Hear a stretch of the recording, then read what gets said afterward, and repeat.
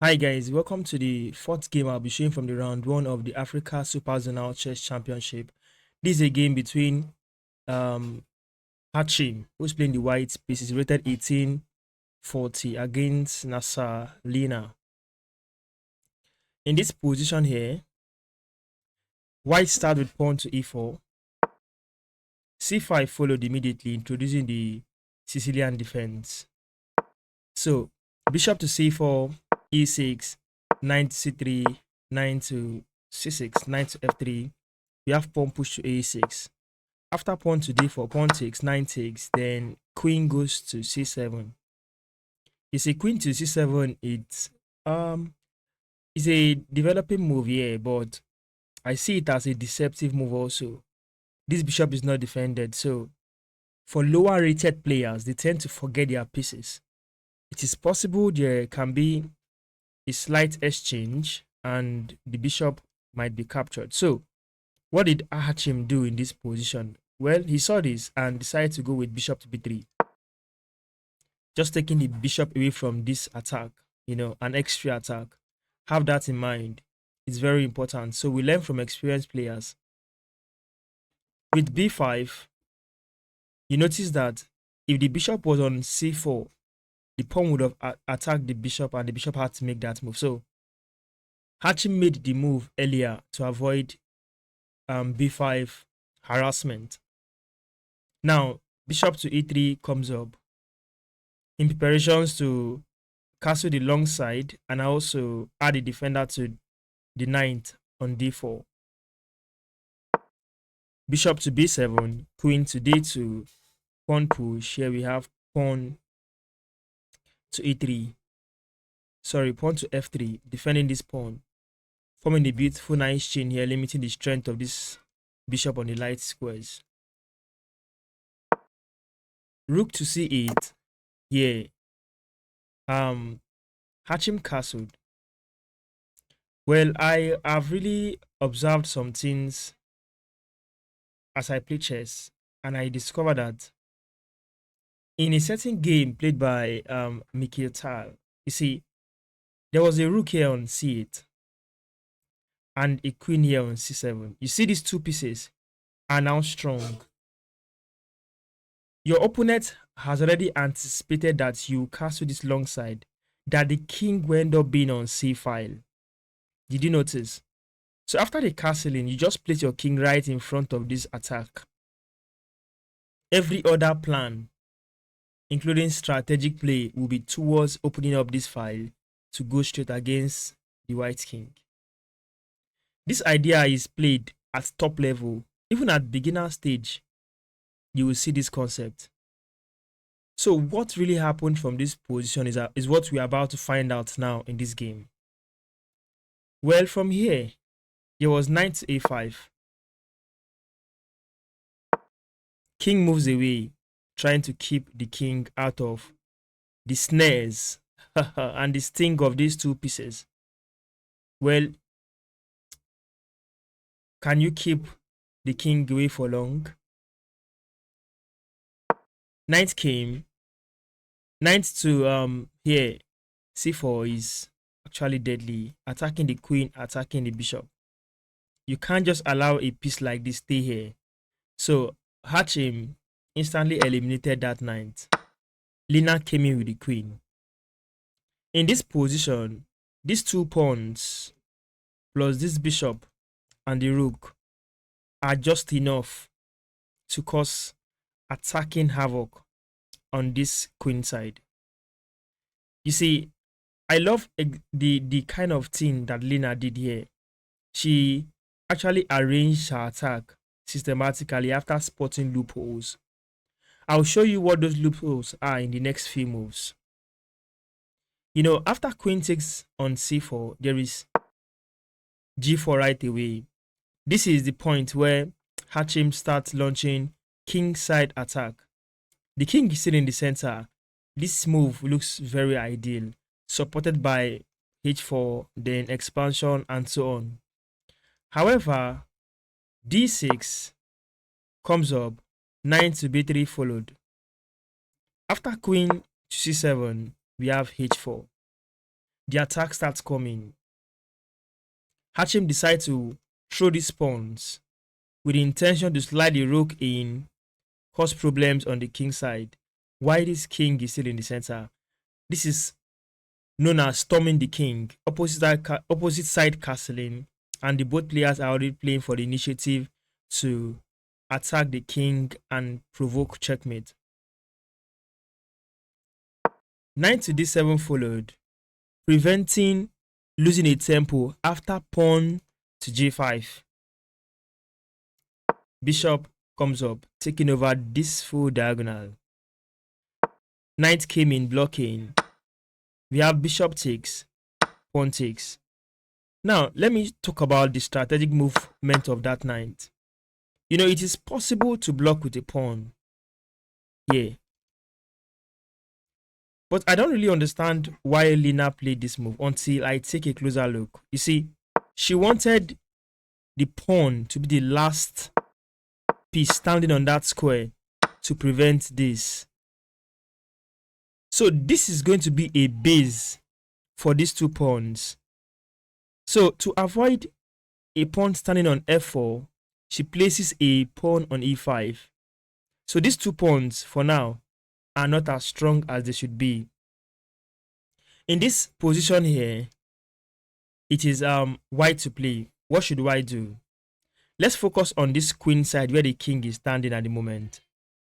You see, there are moves here that I can simply say that can actually work against beginners of lower rated elos. See, it is white to play. There are moves like this, pawn push g5. This is looking very good. You get?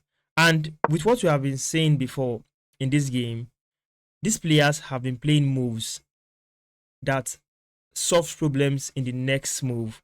For example, there was a knight on this square. Lina played the knight away to avoid pawn push harassment to the knight. Pawn to g5, harassing the knight, so she moved it away. Then there were also some ideas around this queen side. Hachim planned for it and prevented it in the next move. So the problem now on this board against white is that we have 1, 2, 3, 4, 5 coming against the king. How do you neutralize the threat? First of all, this pawn is defended by just the queen and the king. Is going to be a target. So the idea here is probably pawn push. You know, after pawn push, if g5 follows immediately, then 9 to e2. This understanding for real, this position actually gave black more space advantage. Yes.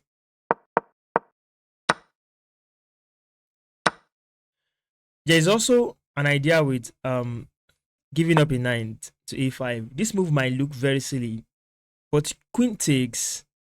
This is a blunder because queen was also guiding this square d7. So queen to d7 is checkmate. This idea is the one I'm referring to that can work for lower rated players.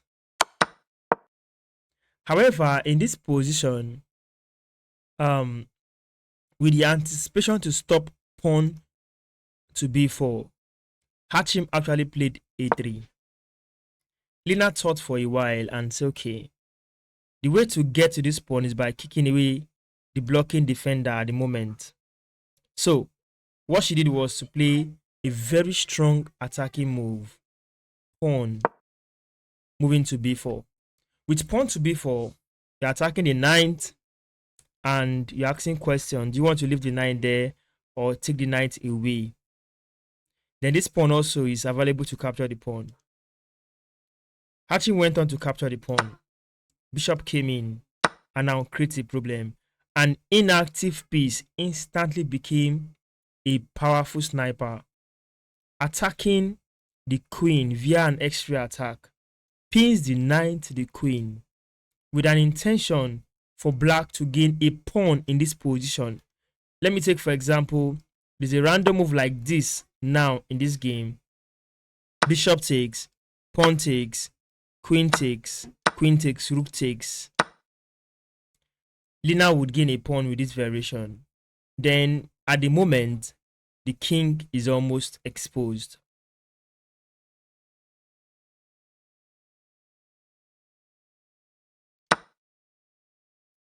So after bishop took, there was no g5. Instead, there was a move that I see as a bad move. Should be a blunder anyway, because Hachim played knight to b5. Why? This is a piece, a very strong knight. It is better to give up a pawn than just lose the game in this fashion, because the continuation from here actually gave out this game. Lina continued with pawn takes, bishop took, queen takes the bishop. The queen now leaves the pawn it is guarding on c2, thereby creating a room for free pawn. So queen takes with check, king move, rook came in. Series of great moves after this attack. Here, the only move is to block with either the queen or the knight. The only moves anyway. So Hachim chooses to block with this. Queen came in again, increasing pressure on the knight. Queen takes pawn check. Bishop blocked. Everything came alive. Everything. Every of the pieces came alive, attacking on that queen side where the king is. So queen steps down. Queen takes the knight with check. Queen takes. Rook takes. Here, king moved. After this series of moves, we should point out this other strategic idea. When you are up in material, try to exchange pieces down so you can have the stronger pieces at the end of the day to fight on the board. And that's exactly what is happening here on move 31 after rook to a1 check. King goes to c2, then rook takes rook. King takes, we have check. King moves, then there was a pawn push. So going after the pieces was her idea, because it's possible to still make queen out of these pawns, but if you capture them and reduce them on the board, this assurance of victory, clearer victory. In fact, to me, I can say black is already winning, but she has to play the game right. Pawn push. There was pawn to g5, pawn to f4, kicking the king back, king to g2, attacking the rook. Rook takes pawn. Pawn push. We have king moves. This king move unpins the bishop, so in case there's a pawn to b5, bishop will just take the pawn and the game continues from there. And also, let's not forget, this move also attack the rook in the process. So rook moves away to defend the pawn. Rook goes up here to h5 to pick up this next pawn. After this move, rook takes with check, king move, then the rook steps aside. After this move, we have pawn push, pawn takes, rook goes to h4. To take the pawn, white saw this and said, okay, I'm going to defend that pawn with a move like king to f3. Defending, here comes a check from the rook. King comes down, check, king moves. We have bishop to b5. This is one of the finishing moves here that assures checkmate in the next move. The bishop to b5 move threatens to come over here to a2. And that is made since pawn covers here, rook covers all this particular rank. And there we have it. Hachim resigned, which gave Lina a victory in the round 1. Thank you for watching and stay tuned for more game from the African Super Zonal Chess Championship.